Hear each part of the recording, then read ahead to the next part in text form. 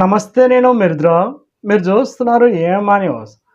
కర్నూలు జిల్లా ఎంజీఓ నియోజకవర్గం మండల కేంద్రమైన గోనియండలోని ఏపీయూడబ్ల్యూజే ఆయుర్వేద దినోత్సవ వేడుకలు ఘనంగా నిర్వహించారు. పట్టణంలోని నయారా పెట్రోల్ బంక్ సమీపంలో ఏపీయూడబ్ల్యూజే మండల కమిటీ ఆధ్వర్యంలో Andhra Pradesh union of working journalist APUWJ Ayurveda దినోత్సవాన్ని పురస్కరించుకొని జెండాను ఆవిష్కరణ చేసి వేడుకలు ఘనంగా నిర్వహించారు. ఈ కార్యక్రమంలో సీనియర్ పాత్రికేయులు మధు, అనీఫ్, అక్బర్, కరుణాకర్, ఈశ్వర్ మాట్లాడుతూ 1956లో ఆవిర్భవించిన ఏపీయూడబ్ల్యూజే నేడు 69 సంవత్సరాలు పూర్తి చేసుకొని జర్నలిస్టుల హక్కుల కోసం నిరంతరం పోరాడుతుందన్నారు. వర్కింగ్ జర్నలిస్టులకు అండగా ఉంటూ వారి సమస్యల పరిష్కారానికి కృషి చేస్తున్న ఏకైక సంఘం ఏపీయూడబ్ల్యూజే అని కొనియాడారు. జర్నలిస్టుల విలువను కాపాడుతూ ప్రజా సమస్యలను ప్రభుత్వం దృష్టికి తీసుకెళ్లడంలో జర్నలిస్టుల పాత్ర కీలకమన్నారు. ప్రతి జర్నలిస్టులు ఐక్యంగా ఉండి సంఘాన్ని బలోపేతం చేయాలని పిలుపునిచ్చారు. ప్రభుత్వం జర్నలిస్టులకు ఇళ్ల స్థలాలు, హెల్త్ కార్డులు, అక్రిడేషన్లు కల్పించి ఆదుకోవాలని ఈ సందర్భంగా వారు డిమాండ్ చేశారు. ఈ కార్యక్రమంలో గౌస్, సేఫీ, కిరణ్, కట్టుబడి ఖలీల్, రుద్ర, వీరనాయుడు, వెంకటేష్, నరేష్, ఏపీయూడబ్ల్యూజే మండల నాయకులు, సభ్యులు, వివిధ పత్రికల ఎలక్ట్రానిక్ మీడియా ప్రతినిధులు తదితరులు పాల్గొన్నారు. అందరికీ నమస్కారం. ఈరోజు ఏపీజేడబ్ల్యూ 69 సంవత్సరాలు పూర్తి చేసుకొని 70 సంవత్సరాలు అడుగు పెడుతుంది. అందుకు ఉద్దేశంగా ఈరోజు గొనేల పట్టణంలో విలేకరులు అందరూ కలిసి ఆగస్టు 17వ తేదీన ఏపీజేడబ్ల్యూ ఆవిర్భావ దినోత్సవం సందర్భంగా ఈరోజు మన పట్టణంలో జెండా ఆవిష్కరణ చేసుకోవడం జరిగింది.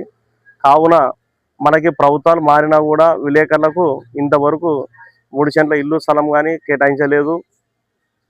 ఇప్పటి నుంచైనా మనం అందరూ ఐక్యతగా ఉండి ఈ సభాముఖం ఇండ్లకి 3 సెంట్ల స్థలము ప్లస్ కొన్ని రాష్ట్రాల్లో అయితే విలేకరులకు పింఛన్ పరంగా 15,000, 10,000 ఇచ్చిన రాష్ట్రాలు కూడా ఉన్నాయి. అలాగే మన రాష్ట్రంలో కూడా అమలు చేయాలని ఈ మీడియా ద్వారా తెలుపుతున్నాను. నా పేరు అక్బర్ అలీ, గోనేర్ల, ఏపీజేడబ్ల్యూ మండల అధ్యక్షుడు. మిత్రులారా, ఈరోజు దేశంలో మరియు రాష్ట్రంలో ప్రభుత్వానికి ప్రజలకు మధ్య వారధిగా పనిచేస్తున్నటువంటి ఏపీయూడబ్ల్యూజే 69 సంవత్సరాలు పూర్తి చేసుకొని 70వ వసంతంలోకి అడుగుడుతున్న సందర్భంగా గోనిగండ్ల మండల కేంద్రంలో జెండాను ఆవిష్కరించడం జరిగింది. అయితే పాలకులు మారుతున్నారు, ప్రభుత్వాలు మారుతున్నాయి. అయితే పాత్రికేయ హక్కులు కూడా కాలరాయబడుతున్నవన్నది నిజం. ఎందుకంటే ఈరోజు దేశంలో లేదా రాష్ట్రంలో ప్రశ్నించే గొంతుకలను నొక్కేసే విధంగా ఈ ప్రభుత్వాలు ప్రవర్తిస్తున్నాయి. ఇప్పటికైనా ప్రజలకు ప్రభుత్వానికి మధ్యలోగా ఉండి అభివృద్ధి కోసం కృషి చేస్తున్నటువంటి పాత్రికేయ సంఘాలను, పాత్రికేయులను కూడా ప్రభుత్వం రక్షించుకునేందుకు లేదా రక్షించేందుకు పాత్రికేయులకు భద్రతగా ఒక రక్షణ చట్టాన్ని తీసుకురావాలని ఈ సందర్భంగా మేము డిమాండ్ చేస్తున్నాం. అంతేకాదు, ఈరోజు ఏపీయూడబ్ల్యూజే అంటే ఎక్కడో ఒక చోట పనిచేసే సంఘం కాదు. దేశవ్యాప్తంగా లేదా రాష్ట్ర వ్యాప్తంగా ఉన్నటువంటి పాత్రికేయుల అభివృద్ధి కోసం, సంరక్షణ కోసం, వారి పిల్లల విద్యాభివృద్ధి కోసం అనేక పోరాటాల ద్వారా ఈరోజు అనేక హక్కులను కూడా సాధించుకున్న ఘనత ఏపీయూడబ్ల్యూజేకే దక్కుతుంది. ఎందుకంటే ఆనాడు ఎంతో మంది మహానుభావులు సంఘం కోసం కుటుంబాలను వదిలేసి పాత్రికేయ హక్కుల కోసం, వారి సంసార జీవితాలకు దూరంగా ఉండి పాత్రికేయ హక్కుల కోసం పోరాడి ఈరోజు ఈ సంఘాన్ని ఆవిర్భవించడం జరిగింది. అయితే ఈ సందర్భంగా మేము ప్రభుత్వాలను కోరుతున్నది ఏమంటే, ఇంకా ప్రశ్నించే గొంతుకలను నొక్కేసే విధంగా ప్రభుత్వాలు చూస్తున్నాయి. ఇది మానుకోవాలి.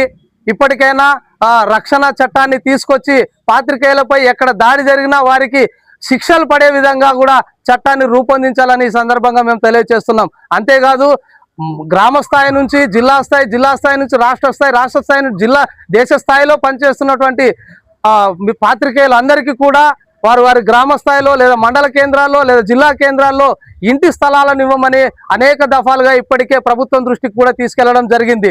అయితే ప్రభుత్వం నిమ్మకు నీరెత్తినట్లు ఉన్నది. అయితే మాటలతో అయితే పాత్రికేయులకు అది చేస్తాం, ఇది చేస్తాం అని చెప్తుంది తప్ప ఇప్పుడు వరకు అది అమల్లోకి రాలేదు.